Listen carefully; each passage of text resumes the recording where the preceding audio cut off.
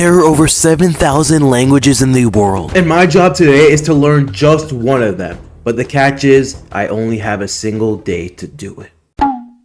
So first and foremost, I have to determine which language I actually want to learn. Since I want this to be a challenge, I'm not going to use any language that I have some sort of familiarity with. So that means Spanish, French, and Japanese are out of the question. And no, I don't actually think I understand any of those. It's just some words I know. Now, I was doing my research and I heard that a lot of people were saying that this app right here, EarLearn, is actually a lot better than Duolingo. Not sponsored, by the way. So yeah, I figured I might as well try it out. Basically, this video is going to be split up into 3 sections. First is going to be a small amount of time where I have to actually learn the language. Then secondly, I'll be doing a speaking and writing test. And thirdly, I'll be doing a special way to test if I'm proficient in the language or not.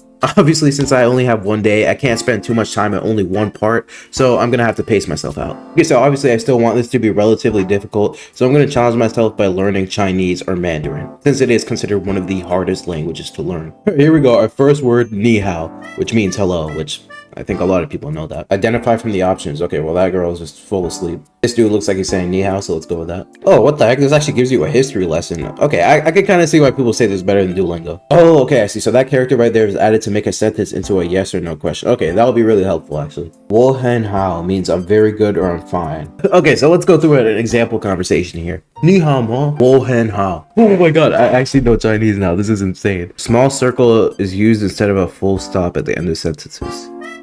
How is this already confusing for me? Let's go, perfect lesson though. Oh yeah. I'm fine, and you? Wo hen hao ni ne? 我很好，你呢？ Ni na, okay.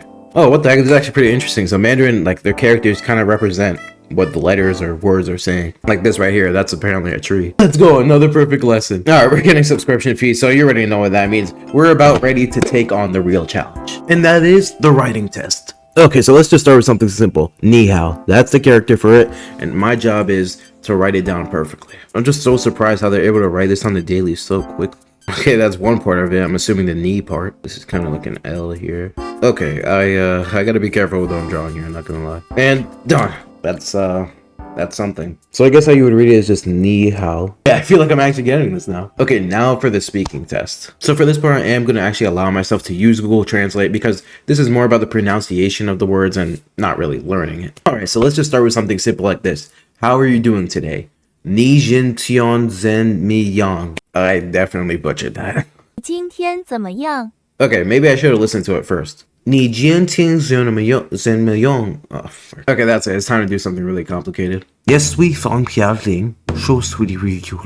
Okay, I don't know why it sounded like I was speaking French at the end there, but that is not what I wanted. Maybe Chinese wasn't the best idea for this. Not because it's bad or anything, it's just, I'm just stupid. Alright, well, there's only really one way to know if I'm proficient or not yet. And what better way to know if you're good at a language than to talk to someone in it? Okay, I'm literally about to call a local Chinese restaurant and see if I can talk to them in Chinese. Alright, here we go, it's ringing. 你好吧，叫酸菜鱼。你好。你好。南开封 Yeah, I can't.